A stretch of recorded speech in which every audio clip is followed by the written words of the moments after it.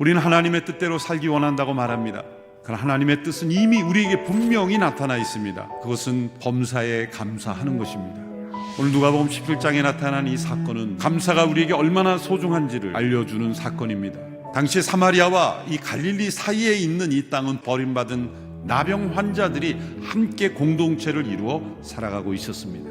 그 많은 나병 환자들 가운데 10명의 환자들이 예수님 앞에 나왔습니다. 그리고 그들이 예수님의 은혜로 고침을 받았습니다. 놀라운 기적이 일어났습니다. 그런데 이 예수님께 고침을 받았던 10명 가운데 9명은 감사를 잃어버렸습니다.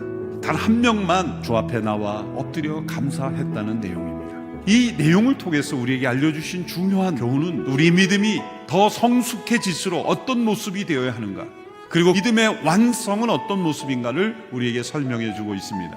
예수님은 그들에게 내가 너희의 병을 고쳐줄 것이다 그렇게 말씀하지 않으셨습니다. 제사장에게 가서 너희의 몸을 보이라.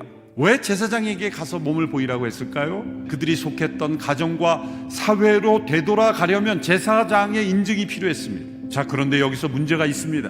예수님께서 제사장에게 가서 몸을 보이라고 할 그 시점에 그들에게는 아무런 회복의 역사가 나타나지 않았기 때문입니다. 그럼 어떻게 되는 것입니까? 그들에게 무엇이 요구되는 것입니까? 믿음이 요구되는 것이죠.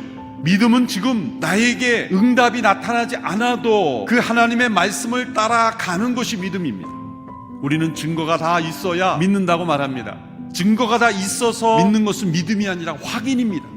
참된 믿음은 믿음 그 자체가 먼저 증거가 되는 것입니다.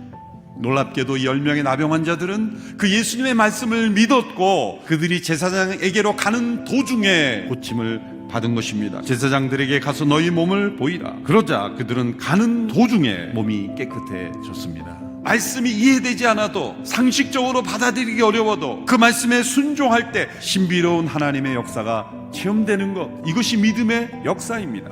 그런데 여기에서 멈추지 않았습니다. 다른 차원의 믿음으로 넘어가는 것은 엎드려 감사하는 믿음입니다.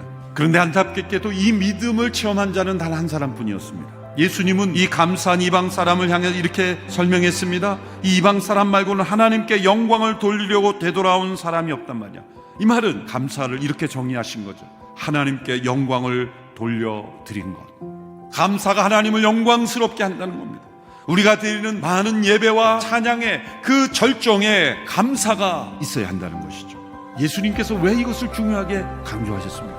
그는 예수님을 만나 육체의 질병을 고침받는 데서 그치지 않고 그 예수님 앞에 나와 엎드려 감사함으로 그 예수님을 알고 그 예수님을 더욱 깊이 사랑하게 된 것입니다.